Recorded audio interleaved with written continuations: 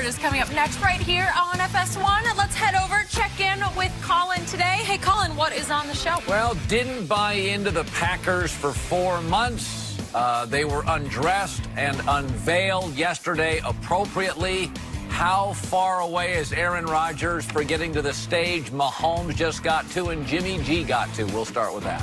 Thanks, Colin. Time for our final topic of the day. LeBron dropped 31 points in a big win against Rockets on Saturday night, and now the Lakers will play the second game of their 5-game road trip against the Boston Celtics tonight. And good news for the purple and gold, Anthony Davis is expected to return tonight after missing the last 5 games. So, Shannon, what do you expect from LeBron and AD and the Lakers tonight? Tell the whole story, Jenny.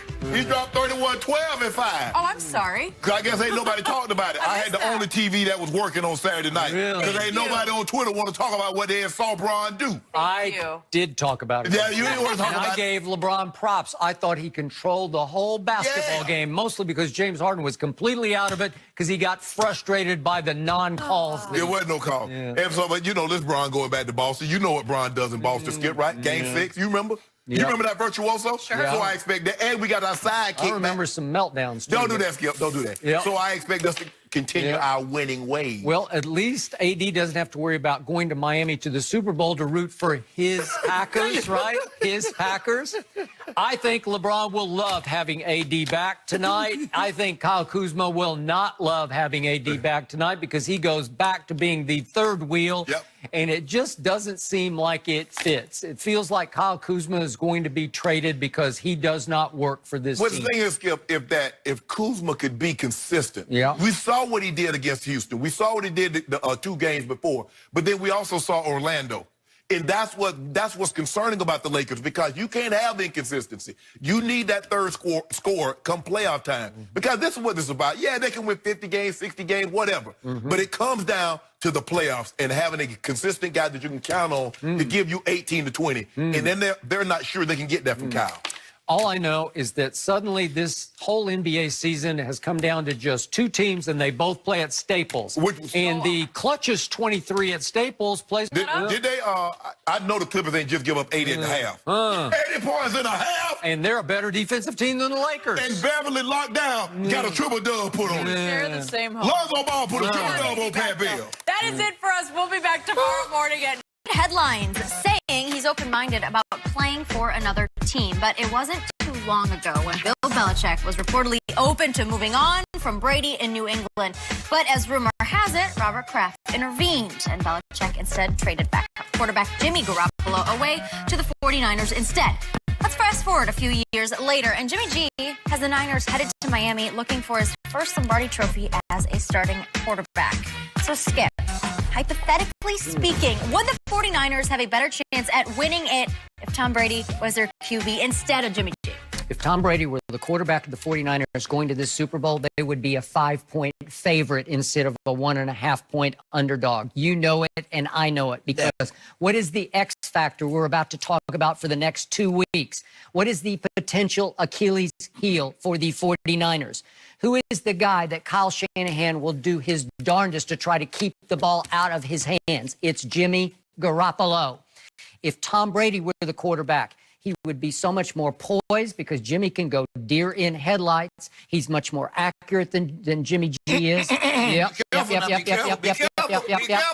He's just much more trustworthy under fire, especially in Super Bowls, which Tom Brady has mostly owned. He's 6-3 in Super Bowls.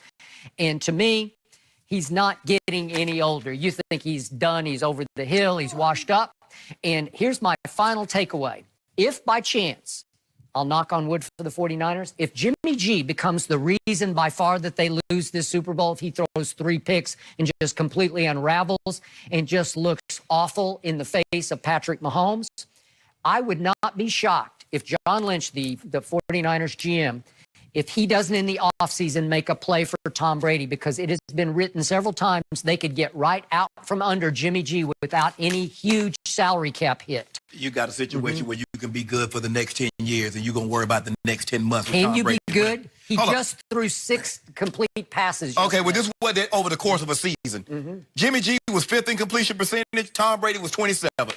In yards per attempt, Jimmy G was 3rd. Tom Brady was 27th. In QBR, the stat that Skip Bayless loves, it measures 0 to 150 being average. Jimmy G was 12th. Tom Brady was 19th. Now, I don't know if you noticed this, but in San Francisco, Jenny, they run what we call the West Coast offense. And let me give you a few names that have played in the West Coast offense. You may have heard of them. Montana, Young, Elway, Favre, Rodgers, McNabb, Mahomes, Jimmy G, Jeff Garcia. What does all those guys have in common that Tom Brady can't do? Move! If you play the West Coast offense, bootlegs, play action, nakeds, waggles is a big staple of what they do offensively. When was the last time Tom Brady been able to move like any of those guys I mentioned? Never, never, ever. So in other words, to make a long story short, Jenny, no, they would not be better without Tom. Who won last year's Super Bowl? Help me out. If Tom Brady did. So we don't do that. Hold on. What last year I did?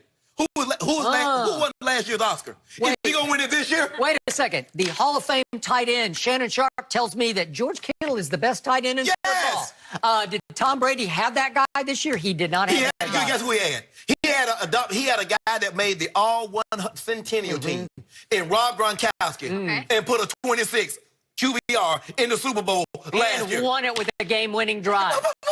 His sixth Super Bowl victory. He had a guy that many say is the greatest tight end of all time and had 0 touchdowns with an interception. And guess what? His coach could have had Emmanuel Sanders for him, but instead he went to Mohamed Sanu, who is a complete, according to Shannon Sharp, bust this year. Tom Brady was throwing to nobody with no protection and no run game. And if you put him behind that line with that kind of run game, he'd be happy to complete maybe 10 or 12 balls a game. And they would be lethal. No, it wouldn't. Lethal. Jimmy G is the guy. They said, you know what? We got 10 years of this, or we want 10 months of this. So we're going to take the 10 years and keep it moving. Well, but know your guy. Get those 3 guys from Dorchester. The guy that everybody been saying, I know a guy that been saying this for years. Tom Brady does more with less than anybody. Now that he can't do it, he needs more. I want to see him with those 3 guys for the LA Chargers because Phillip Rivers just uprooted his family because it looks like he's pretty much done with the Chargers. LA fans wonder why he didn't do that 2 years ago. Did you see all those turnovers he been creating? Yeah.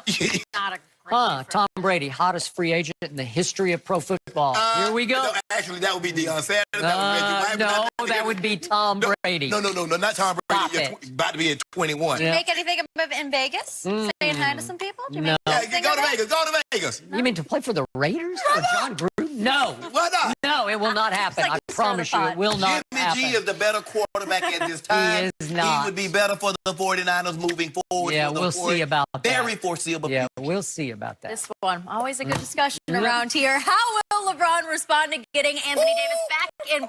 I want to remind everybody, at that point, Richard was taking shots at everybody. Tom Brady, Roddy White, A.J. Green. And the point was that this is in March of 2013. Richard asked at that point to come on First Take with me and Stephen A. Smith. Right. And his point through his rep to us was that he had taken on so many people via Twitter and publicly that he didn't want to do that anymore. He just wanted to talk some off-season football. And I said, okay, we'll just open up talking about football. We were on an abbreviated show that was on regular ESPN that day in the afternoon. And I thought it was going to be fairly tame, except Richard was a little late and he wasn't quite mic'd up as the interview was supposed to start. So they asked me to sort of vamp for a moment while he got hooked up. Well, he'd been going back and forth already with Darrelle Revis. And what had happened was that Richard, just for the backstory, actually started all this when in a Twitter Q&A, he was asked to rank his top 5 cornerbacks, and he didn't put Revis in his top 5. This is right after the 2012 season, early 2013. And you were close with Darrelle because you were his teammate for many years with the Jets. And the point was, Richard took a shot by saying, well, he didn't even play last year, so I'm not going to put him in the top 5. And Revis fired back on Twitter. This is back then. This